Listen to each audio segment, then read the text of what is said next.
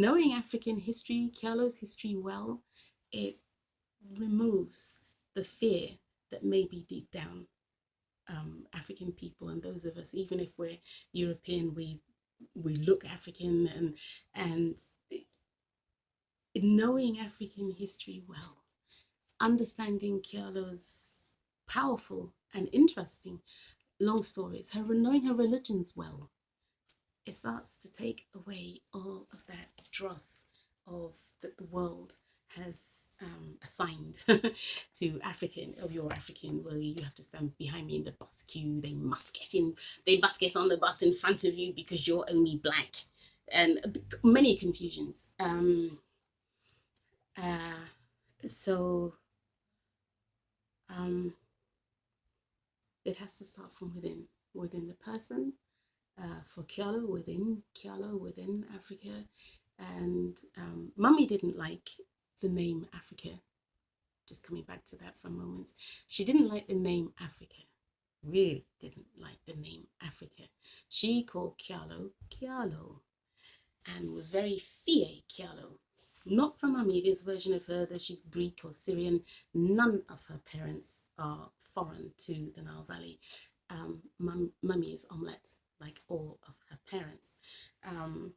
Black, yes, actually darker than I am. A deeper, regular. What I mean is, my papa is white and my mama is black, and her papa is white and her mama is black, and her papa is white and her mama is black. And so what happens with myself and many people like me, it depends on the sun. So in winter I tend to start looking rather yellow, and as the sun gets hotter I tend to start getting browner. um Felicia Beacon, I used to call myself. But Mummy didn't like the name Africa because there were people in her time, some of them native Egyptian, native too, and some of them Kyalo E, and other nationalities. And they were in a cult dedicated to fighting the Segudu prophecy, to fighting the creator, fighting the Segudu prophecy, fighting. To do that, they needed to fight long performer. So, and they chose the means of being very vile, very vile, very disgusting. So they would spit on people to cause offense, and horrible. And Mummy did not think much of that. Of course, she hated it all. As a person who cares about life and the creator and life and how to treat people, and concern for national cohesion, for the poor, for rescuing the poor from difficulties that come from people, not just the rulers, but people in general. Use BA, expect poverty and other difficulties. But they were focused on that. They were vile. They were vile, in other words. And they promoted the name Africa. And so Mummy didn't like the name Africa. It's been rehabilitated in some degree in recent last 100 or so years, but Kyalo is Africa's original name. She's been known by other names for sure, but the original name is Kyalo. And that's the name Mummy prefers. Mummy is very, very fier, which is a Francine word, I suppose a Latin word, which comes from Kyalo TuTuSi, like all languages. It's can't escape Kyalo. There's no way. And people used to be proud of it, used to be happy with it, all about it all around the world. They used to honor Kyalo. Even in the 19th century, depending on who you spoke to, even in the 20th century, actually, it depends on who you spoke to in Europe, or the Middle East, or China, or the Americas. It depends on who you spoke to. It depended on who you spoke to, and whether or not they were prepared to tell you what they really thought, which they often did. It's more recent years since royal teachings stopped being widely taught, and in its place has come untrue, convoluted untruth that is just ruinous for Kyalo, therefore for the world. Kyalo being the original land, the original kingdom.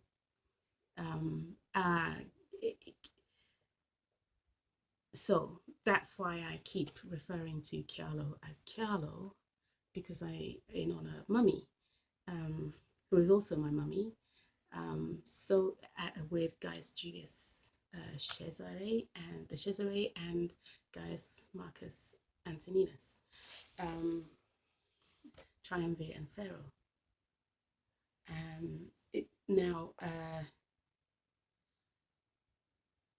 I have five parents: Mummy, Gaius Julius the Caesare, Gaius Marcus Antoninus, my papa, I'm NE, so first of all, I'm an elf. I am a daughter of His Grace the 10th Duke of Northumberland, as I've been saying, and I'm also South Dukedom through Mama, who is the 7th Duke of Wellington's daughter, Gerald Wellesley, and His Grace the Duke. And so I am capital city 3 times.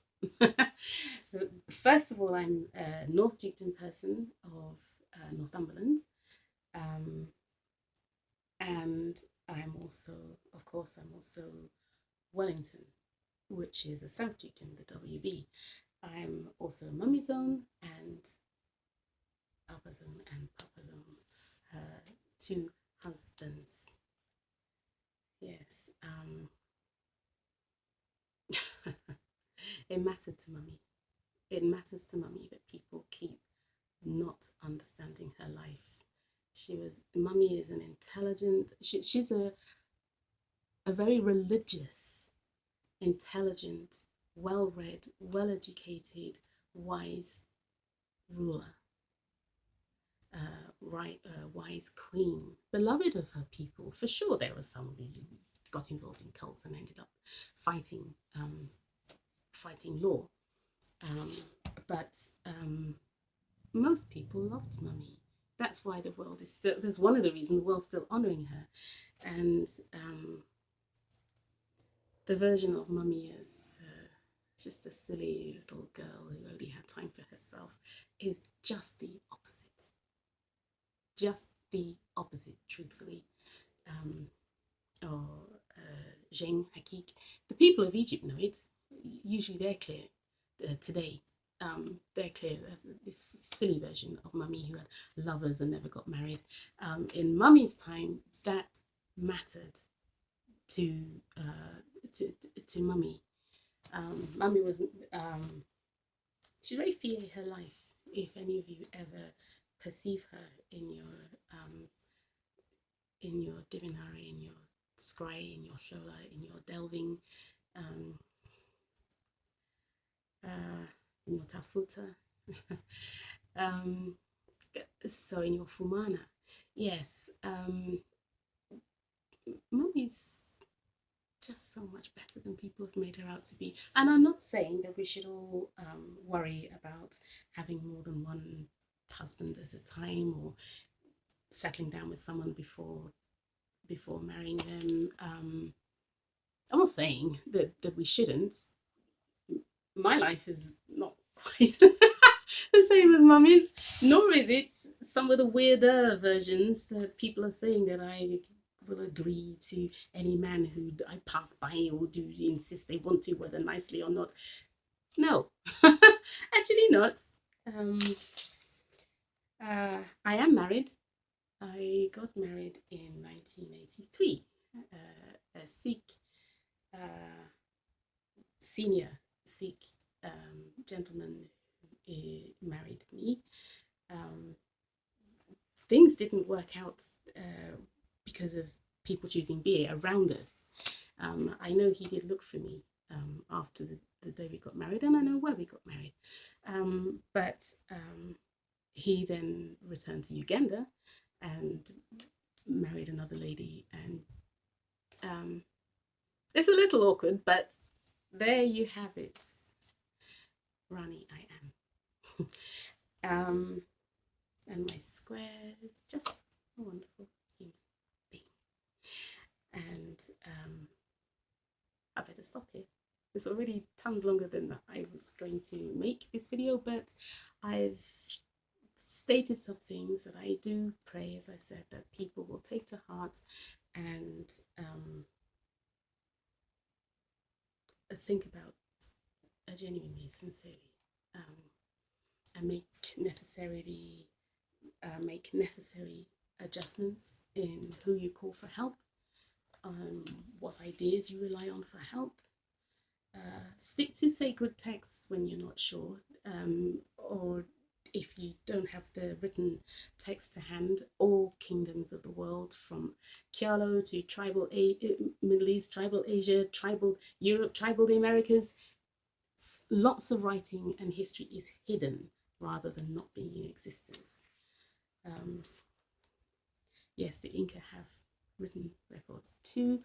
The people of Chile, Argentina, they had the native people, their native original capital city people, they have written record. All of the Americas, the Rees, have written records, as does ancient Europe, tribal and ancient Asian countries, and all those said to be non-literate. They do have writings. Hidden doesn't mean not real or not in existence. It just means hasn't been revealed or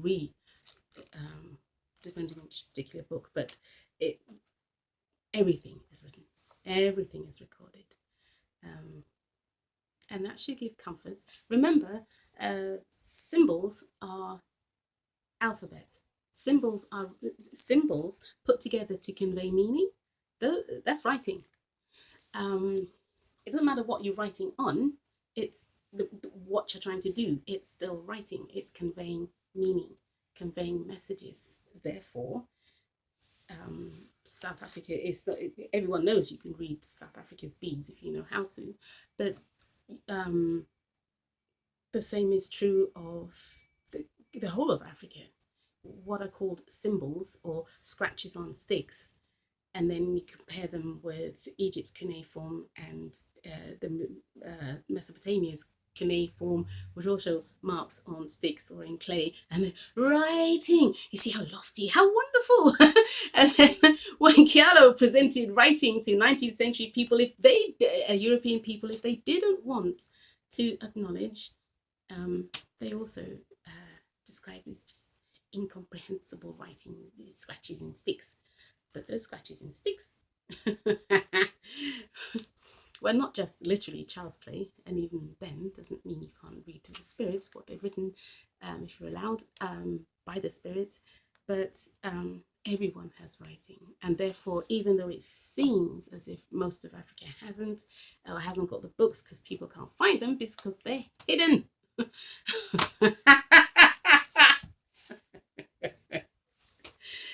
Now, is it time to release some of them? A matter of more prayer, more divine, more delving, more tafuta, more scrying, because a lot of them may be more seda. For the Norse, is it time to look for, or even the sacred texts? Because there's more. There's just more for the world. And on this, I bid you adieu. I bless your comprare, your recuerdo, your understanding, and your memory, that is, and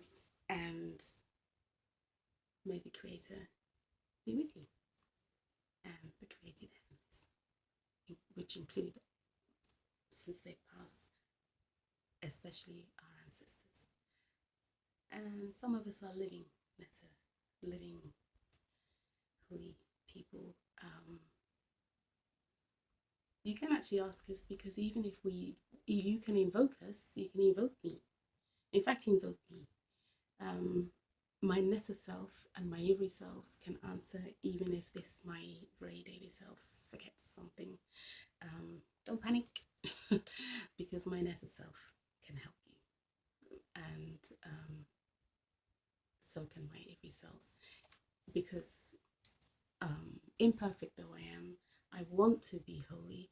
The Creator therefore keeps me holy, and you can do that too. Forget BA keeps you less protected. You want to be in alignment with holy, and then that bubble of holy that the Creator provides covers you too. Have your own holy bubble. It's very powerful and people can't get through it. That's the important thing to remember. Holy is tons more powerful than evil. The Creator of life, who is only holy, is unimaginably more powerful than BA. It's just that people keep choosing BA and then blaming the Creator. We have free will. We need to choose well. Yeah. Amen. And Hehs of good things, blessings to the animal kingdom and to this earth. Bless you.